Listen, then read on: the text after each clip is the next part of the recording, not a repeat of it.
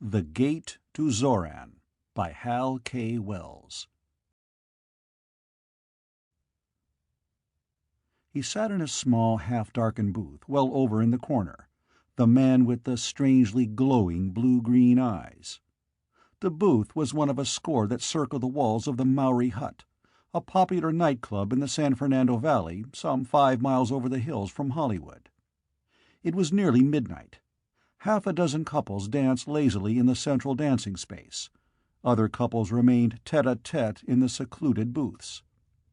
In the entire room, only 2 men were dining alone. One was the slender, gray-haired little man with the weirdly glowing eyes. The other was Blair Gordon, a highly successful young attorney of Los Angeles. Both men had the unmistakable air of waiting for someone. Blair Gordon's college days were not so far distant that he had yet lost any of the splendid physique that had made him an all-American tackle. In any physical combat with the slight gray-haired stranger, Gordon knew that he should be able to break the other in two with one hand. Yet, as he studied the stranger from behind the potted palms that screened his own booth, Gordon was amazed to find himself slowly being overcome by an emotion of dread so intense that it verged upon sheer fear. There was something indescribably alien and utterly sinister in that dimly seen figure in the corner booth. The faint, eerie light that glowed in the stranger's deep-set eyes was not the lambent flame seen in the chatoyant orbs of some night-prowling jungle beast. Rather, it was the blue-green glow of phosphorescent witch-light that flickers and dances in the night mists above steaming tropical swamps. The stranger's face was as classically perfect in its rugged outline as that of a Roman war god, yet those perfect features seemed utterly lifeless.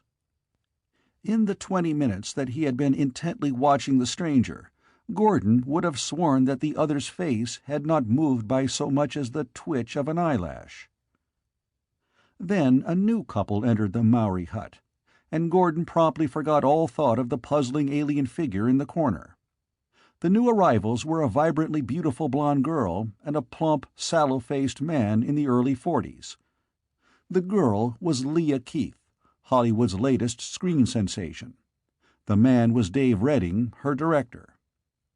A waiter seated Leah and her escort in a booth directly across the room from that of Gordon.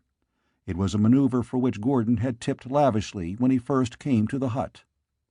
A week ago, Leah Keith's engagement to Blair Gordon had been abruptly ended by a trivial little quarrel that the two volatile temperaments had fanned into flames which apparently made reconciliation impossible. A miserably lonely week had finally ended in Gordon's present trip to the Maori hut. He knew that Leah often came there, and he had an overwhelming longing to at least see her again, even though his pride forced him to remain unseen. Now, as he stared glumly at Leah through the palms that effectively screened his own booth, Gordon heartily regretted that he had ever come. The sight of Leah's clear, fresh beauty merely made him realize what a fool he had been to let that ridiculous little quarrel come between them. Then, with a sudden tingling thrill, Gordon realized that he was not the only one in the room who was interested in Leah and her escort. Over in the half-darkened corner booth, the eerie stranger was staring at the girl with an intentness that made his weird eyes glow like miniature pools of shimmering blue-green fire. Again, Gordon felt that vague impression of dread, as though he were in the presence of something utterly alien to all human experience. Gordon turned his gaze back to Leah, then caught his breath sharply in sudden amaze. The necklace about Leah's throat was beginning to glow with the same uncanny blue-green light that shone in the stranger's eyes. Faint, yet unmistakable, the shimmering radiance pulsed from the necklace in an aura of nameless evil. And with the coming of that aura of weird light at her throat, a strange trance was swiftly sweeping over Leah. She sat there now as rigidly motionless as some exquisite statue of ivory and jet. Gordon stared at her in stark bewilderment. He knew the history of Leah's necklace. It was merely an oddity, and nothing more. a freak piece of costume jewelry made from fragments of an Arizona meteorite. Leah had worn the necklace a dozen times before, without any trace of the weird phenomena that were now occurring. Dancers again thronged the floor to the blaring jazz of the Negro orchestra, while Gordon was still trying to force his whirling brain to a decision. He was certain that Leah was in deadly peril of some kind, yet the nature of that peril was too bizarre for his mind to imagine. Then the stranger with the glowing eyes took matters into his own hands. He left his booth and began threading his way through the dancers toward Leah. As he watched the progress of that slight, gray-haired figure, Gordon refused to believe the evidence of his own eyes. The thing was too utterly absurd. Yet Gordon was positive that the strong oak floor of the dancing space was visibly swaying and creaking beneath the stranger's mincing tread. The stranger paused at Leah's booth only long enough to utter a brief, low-voiced command. Then Leah, still in the grip of that strange trance, rose obediently from her seat to accompany him. Dave Redding rose angrily to intercept her. The stranger seemed to barely brush the irate director with his fingertips, yet Redding reeled back as though struck by a pile-driver. Leah and the stranger started for the door. Redding scrambled to his feet again and hurried after them. It was then that Gordon finally shook off the stupor of utter bewilderment that had held him. Springing from his booth, he rushed after the trio. The dancers in his way delayed Gordon momentarily. Leah and the stranger were already gone when he reached the door. The narrow little entrance hallway to the hut was deserted save for a figure sprawled there on the floor near the outer door. It was the body of Dave Redding. Gordon shuddered as he glanced briefly down at the huddled figure. A single mighty blow from some unknown weapon had crumpled the director's entire face in, like the shattered shell of a broken egg. Gordon charged on through the outer door just as a heavy sedan came careening out of the parking lot. He had a flashing glimpse of Leah and the stranger in the front seat of the big car. Gordon raced for his own machine, a powerful, low-slung roadster. A single vicious jab at the starting button, and the big motor leaped into roaring life. Gordon shot out from the parking lot onto the main boulevard. 100 yards away, the sedan was fleeing toward Hollywood. Gordon tramped hard on the accelerator. The engine snarled with the unleashed fury of 100 horsepower. The gap between the two cars swiftly lessened. Then the stranger seemed to become aware for the first time that he was being followed. The next second, the big sedan accelerated with the hurtling speed of a flying bullet. Gordon sent his own foot nearly to the floor. The roadster jumped to 80 miles an hour, yet the sedan continued to leave it remorselessly behind. The two cars started up the northern slope of Cahuenga Pass, with the sedan nearly 200 yards ahead and gaining all the time. Gordon wondered briefly if they were to flash down to the other side of the pass and on into Hollywood at their present mad speed. Then, at the summit of the pass, the sedan swerved abruptly to the right and fled west along the Mulholland Highway. Gordon's tires screamed as he swerved the roadster in hot pursuit. The dark, winding mountain highway was nearly deserted at that hour of the night.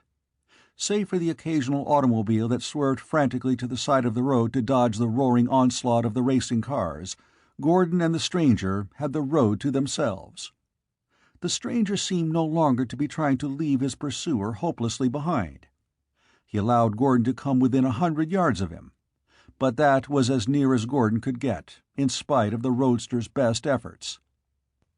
Half a dozen times, Gordon trod savagely upon his accelerator in a desperate attempt to close the gap, but each time the sedan fled with the swift grace of a scudding phantom.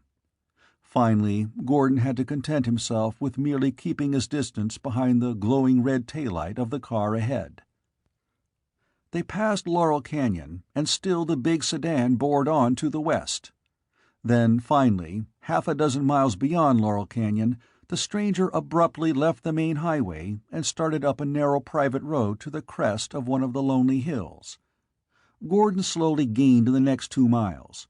When the road ended in a winding gravel driveway into the grounds of what was apparently a private estate, The roadster was scarcely a dozen yards behind. The stranger's features, as he stood there stiffly erect in the vivid glare of the roadster's headlights, were still as devoid of all expression as ever.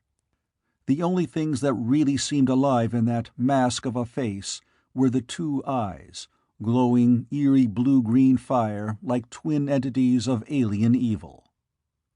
Gordon wasted no time in verbal sparring. He motioned briefly to Leah Keith's rigid form in the front seat of the sedan. "Miss Keith is returning to Hollywood with me," he said curtly.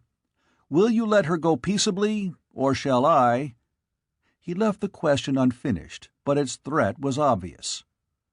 "Or shall you do what?" asked the stranger quietly. There was an oddly metallic ring in his low, even tones. His words were so precisely clipped that they suggested some origin more mechanical than human. "Or shall I take Miss Keith with me by force?" Gordon flared angrily. "You can try to take the lady by force, if you wish." There was an unmistakable jeering note in the metallic tones. The taunt was the last thing needed to unleash Gordon's volatile temper. He stepped forward and swung a hard left hook for that expressionless mask of a face.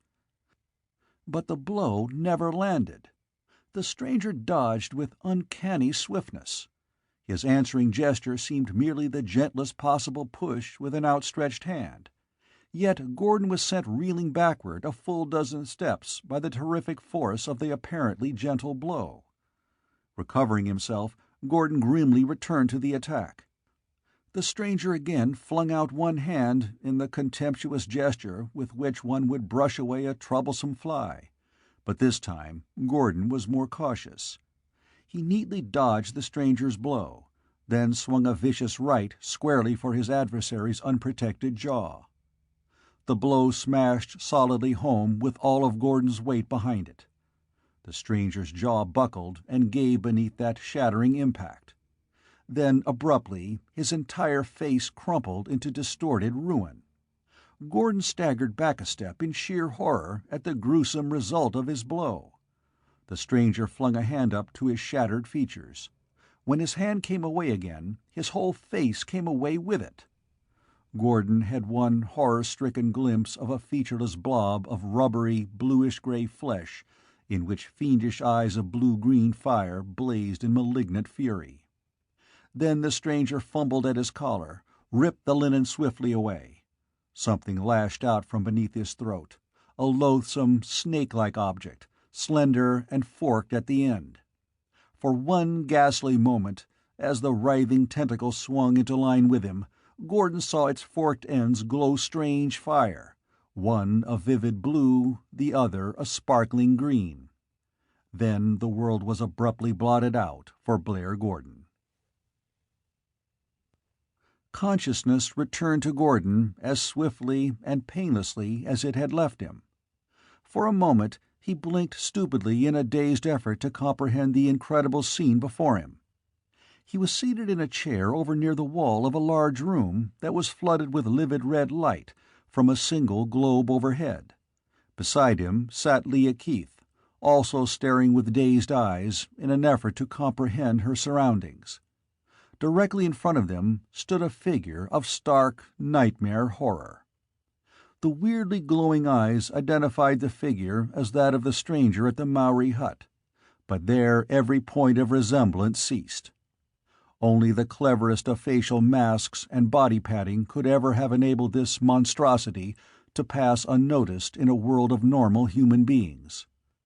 Now that his disguise was completely stripped away, his slight frame was revealed as a grotesque parody of that of a human being, with arms and legs like pipe stems, a bald oval head that merged with necklace rigidity directly into a heavy-shouldered body that tapered into an almost wasp-like slenderness at the waist. He was naked, save for a loincloth of some metallic fabric.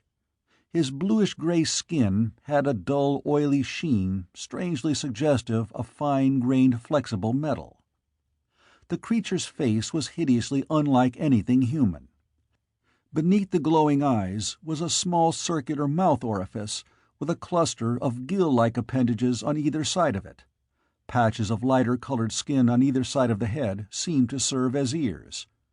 From a point just under the head, where the throat of a human being would have been, dangled a 1.5-foot long tentacle whose forked tip had sent Gordon into oblivion.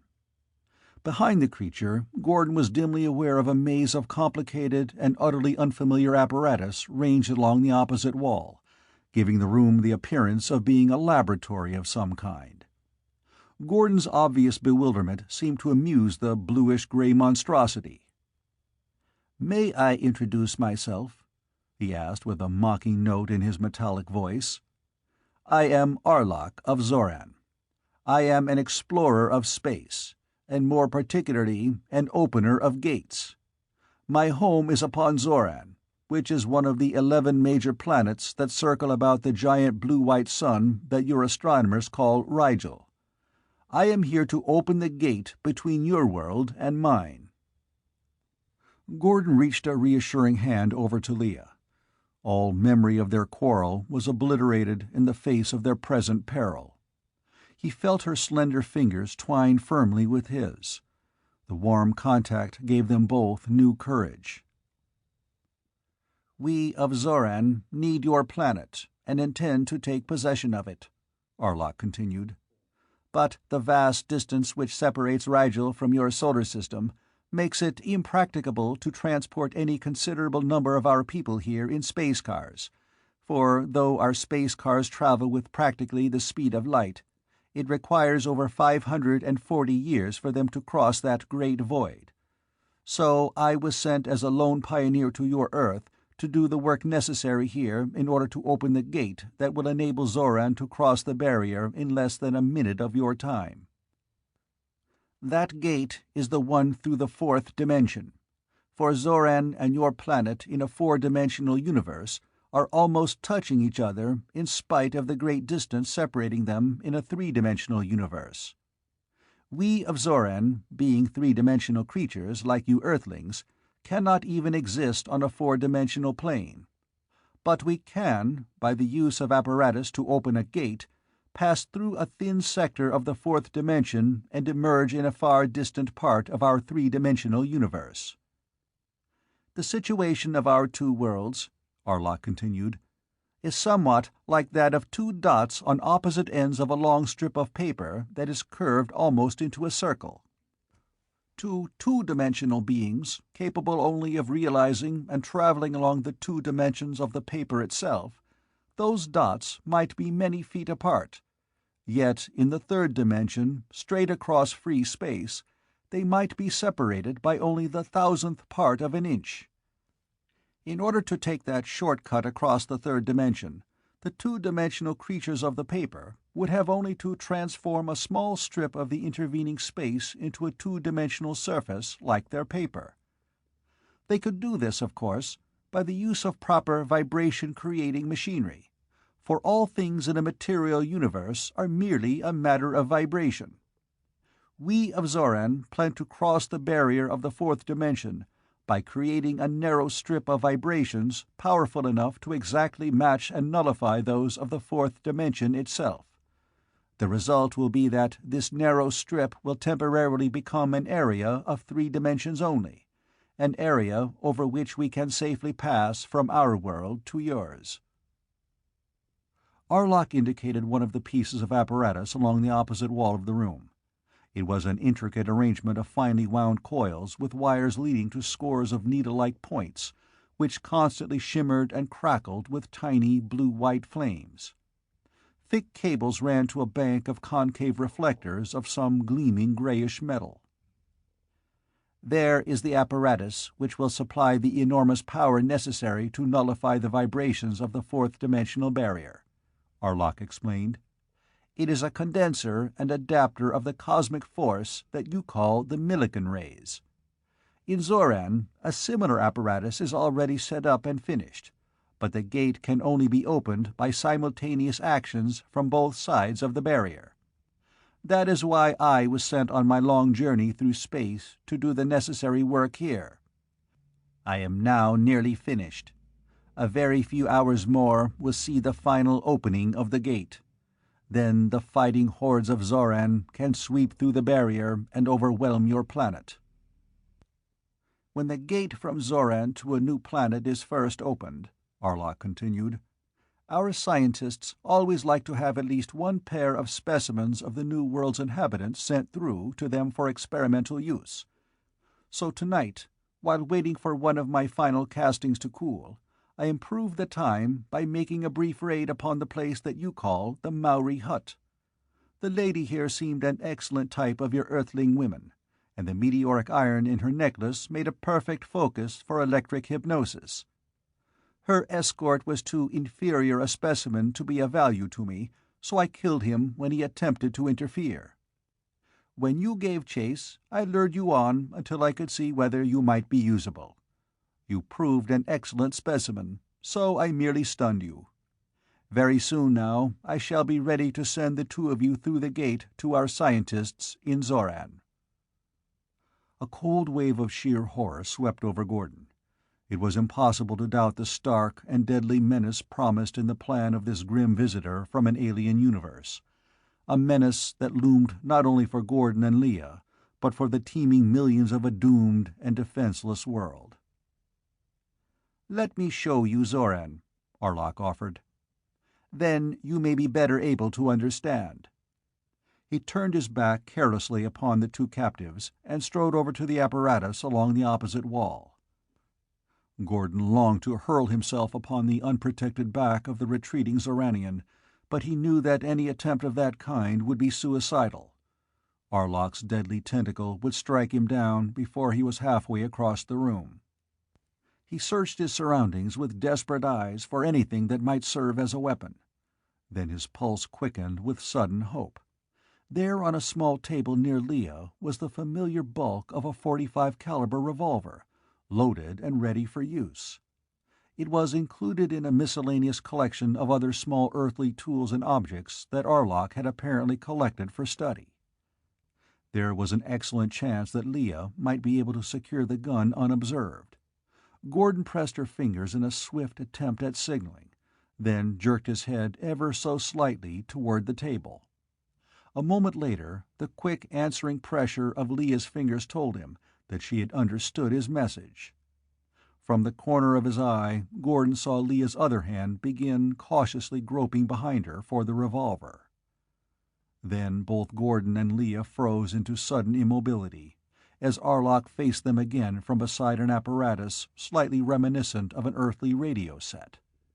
Arlok threw a switch, and a small bank of tubes glowed pale green. A yard-square plate of bluish-gray metal on the wall above the apparatus glowed with milky fluorescence. "It is easy to penetrate the barrier with light waves," Arlok explained. "That is a gate that can readily be opened from either side. It was through it that we first discovered your Earth." Arlok threw a rheostat on to more power. The luminous plate cleared swiftly. "And there, Earthlings, is Xoran," Arlok said proudly. Leah and Gordon gasped in sheer amaze as the glowing plate became a veritable window into another world, a world of utter and alien terror. The livid light of a giant red sun blazed mercilessly down upon a landscape from which every vestige of animal and plant life had apparently been stripped. Naked rocks and barren soil stretched illimitably to the far horizon in a vast monotony of utter desolation. Arlok twirled the knob of the apparatus, and another scene flashed into view. In this scene, great gleaming squares and cones of metal rose in towering clusters from the starkly barren land. Hordes of creatures like Arlok swarmed in and around the metal buildings. Giant machines whirled countless wheels in strange tasks. From 1,000 great needle-like projections on the buildings spurted shimmering sheets of crackling flame, bathing the entire scene in a whirling mist of fiery vapors. Gordon realized dimly that he must be looking into one of the cities of Xoran, but every detail of the chaotic whirl of activity was too utterly unfamiliar to carry any real significance to his bewildered brain. He was as hopelessly overwhelmed as an African savage would be if transported suddenly into the heart of Times Square. Arlok again twirled the knob.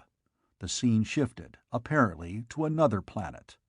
This world was still alive, with rich verdure and swarming millions of people strangely like those of Earth. But it was a doomed world. The dread Gate to Xoran had already been opened here. Legions of bluish-gray Xoranians were attacking the planet's inhabitants, and the attack of those metallic hosts was irresistible. The slight bodies of the Xoranians seemed as impervious to bullets and missiles as though armor-plated. The frantic defense of the beleaguered people of the doomed planet caused hardly a casualty in the Xoranian ranks.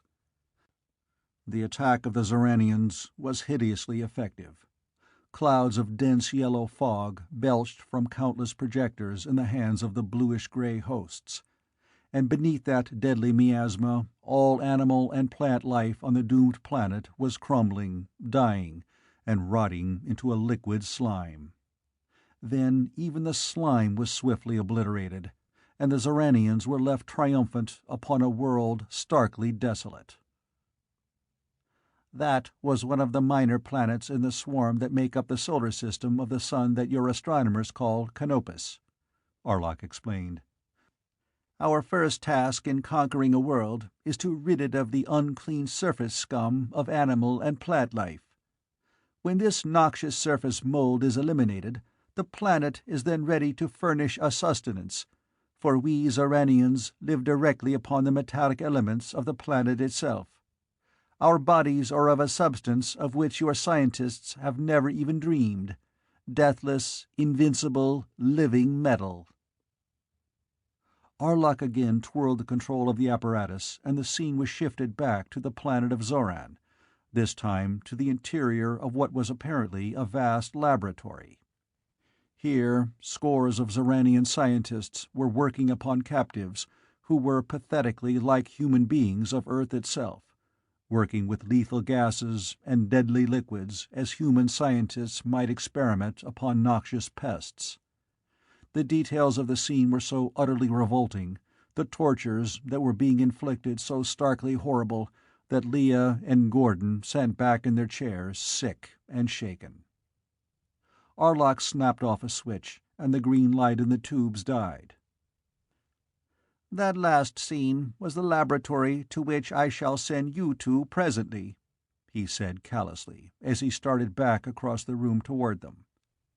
Gordon lurched to his feet, his brain a seething whirl of hate in which all thought of caution was gone, as he tensed his muscles to hurl himself upon that grim monstrosity from the bleak and desolate realm of Xoran. Then he felt Leah tugging surreptitiously at his right hand. The next moment the bulk of something cold and hard met his fingers. It was the revolver. Leah had secured it while Arlok was busy with his interdimensional televisor. Arlok was rapidly approaching them. Gordon hoped against hope that the menace of that deadly tentacle might be diverted for the fraction of a second necessary for him to get in a crippling shot. Leah seemed to divine his thought. She suddenly screamed hysterically and flung herself on the floor, almost at Arlok's feet. Arlok stopped in obvious wonder and bent over Leah. Gordon took instant advantage of the Xoranian's diverted attention. He whipped the revolver from behind him and fired point-blank at Arlok's unprotected head. The bullet struck squarely, but Arlok was not even staggered. A tiny spot of bluish-gray skin upon his oval skull gleamed faintly for a moment under the bullet's impact. Then the heavy pellet of lead, as thoroughly flattened as though it had struck the triple armor of a battleship, dropped spent and harmless to the floor. Arlok straightened swiftly. For the moment he seemed to have no thought of retaliating with his deadly tentacle. He merely stood there quite still, with one thin arm thrown up to guard his glowing eyes. Gordon sent the remainder of the revolver's bullets crashing home as fast as his finger could press the trigger. At that murderously short range, the smashing rain of lead should have dropped a charging gorilla. But for all the effect Gordon's shot had upon the Xoranian, His ammunition might as well have been pellets of paper. Arlok's glossy hide merely glowed momentarily in tiny patches as the bullets struck and flattened harmlessly, and that was all. His last cartridge fired, Gordon flung the empty weapon squarely at the blue monstrosity's hideous face.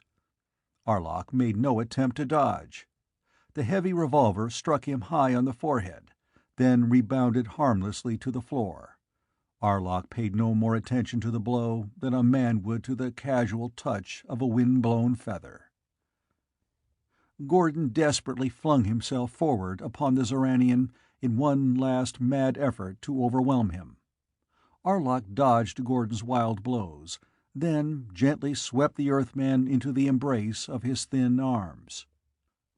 For one helpless moment, Gordon sensed the incredible strength and adamantine hardness of the Xoranian's slender figure, together with an overwhelming impression of colossal weight in that deceptively slight body.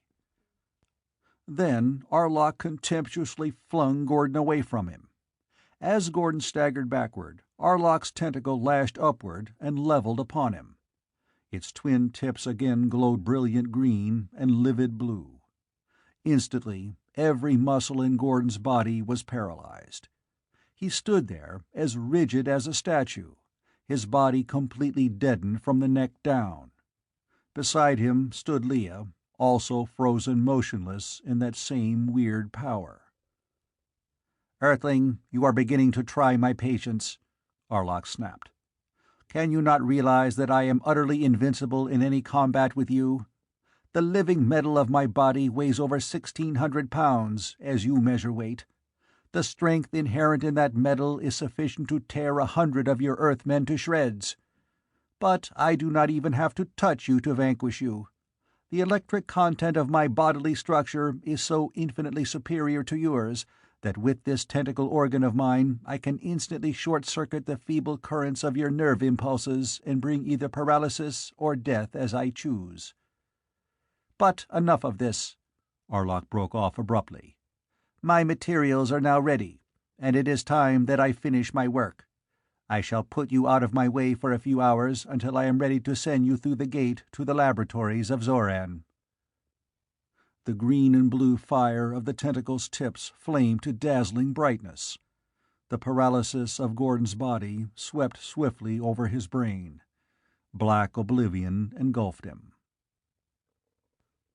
When Gordon again recovered consciousness, he found that he was lying on the floor of what was apparently a narrow hall, near the foot of a stairway. His hands were lashed tightly behind him, and his feet and legs were so firmly pinioned together that he could scarcely move. Beside him lay Leah, also tightly bound. A short distance down the hall was the closed door of Arlok's workroom, recognized by the thin line of red light gleaming beneath it. Moonlight through a window at the rear of the hall made objects around Gordon fairly clear. He looked at Leah and saw tears glistening on her long lashes. "Oh, Blair, I was afraid you'd never waken again," the girl sobbed. "I thought that fiend had killed you." Her voice broke hysterically. "Steady, darling," Gordon said soothingly. "We simply can't give up now, you know. If that monstrosity ever opens that accursed gate of his, our entire world is doomed. There must be some way to stop him. We've got to find that way, and try it, even if it seems only one forlorn chance in a million." Gordon shook his head to clear the numbness still lingering from the effect of Arlok's tentacle. The Xoranian seemed unable to produce a paralysis of any great duration with his weird natural weapon. Accordingly, he had been forced to bind his captives like two trussed fowls while he returned to his labors. Lying close together as they were, it was a comparatively easy matter for them to get their bound hands within reach of each other, but after 15 minutes of vain work, Gordon realized that any attempt at untying the ropes was useless. Arlok's prodigious strength had drawn the knots so tight that no human power could ever loosen them.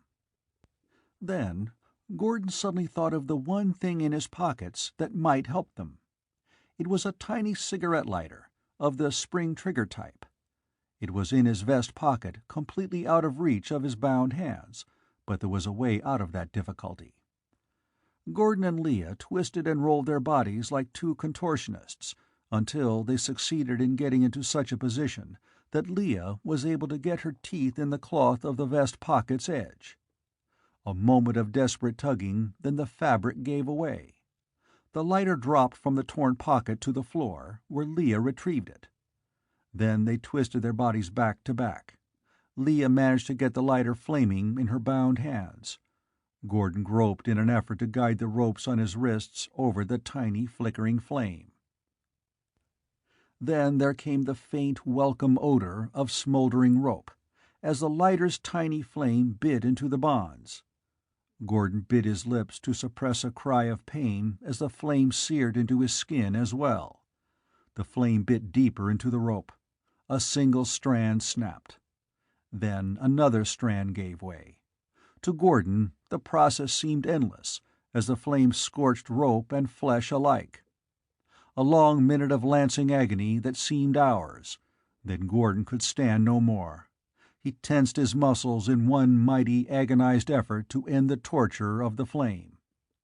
The weakened rope gave way completely beneath that pain-maddened lunge. Gordon's hands were free. It was an easy matter now to use the lighter to finish freeing himself and Leah. They made their way swiftly back to the window at the rear of the hall. It slid silently upward. A moment later, they were out in the brilliant moonlight, free. They made their way around to the front of the house. Behind the drawn shades of one of the front rooms, an eerie glow of red light marked the location of Arlok's workroom. They heard the occasional clink of tools inside the room as the Xoranian diligently worked to complete his apparatus. They crept stealthily up to where one of the French windows of Arlok's workroom swung slightly ajar. Through the narrow crevice they could see Arlok's grotesque back as he labored over the complex assembly of apparatus against the wall. A heavy stone flung through the window would probably wreck that delicate mechanism completely. Yet the two watchers knew that such a respite would be only a temporary one. As long as Arlok remained alive on this planet to build other gates to Xoran, Earth's eventual doom was certain. Complete destruction of Arlok himself was Earth's only hope of salvation. The Xoranian seemed to be nearing the end of his labors. He left the apparatus momentarily and walked over to a workbench where he picked up a slender, rod-like tool. Donning a heavy glove to shield his left hand, he selected a small plate of bluish-gray metal, then pressed a switch in the handle of the tool in his right hand. A blade of blinding white flame, seemingly as solid as a blade of metal, spurted for the length of a foot from the tool's tip. Arlok began cutting the plate with the flame, the blade shearing through the heavy metal as easily as a hot knife shears through butter. The sight brought a sudden surge of exultant hope to Gordon.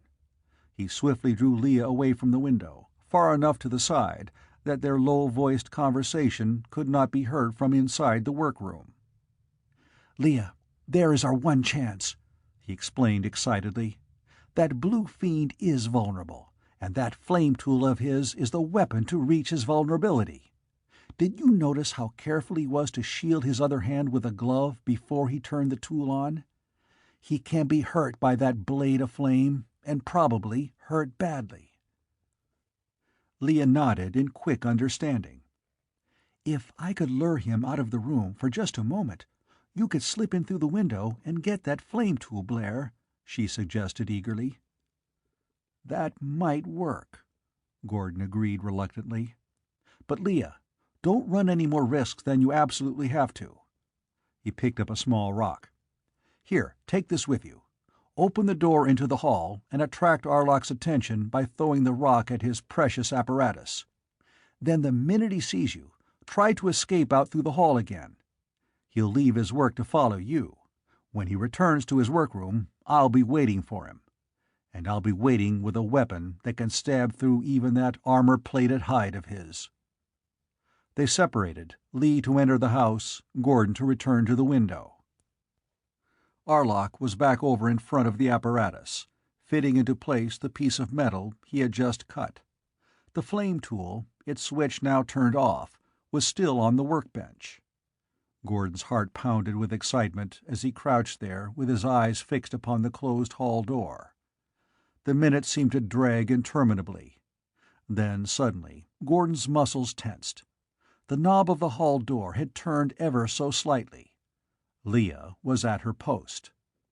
The next moment, the door was flung open with a violence that sent it slamming back against the wall.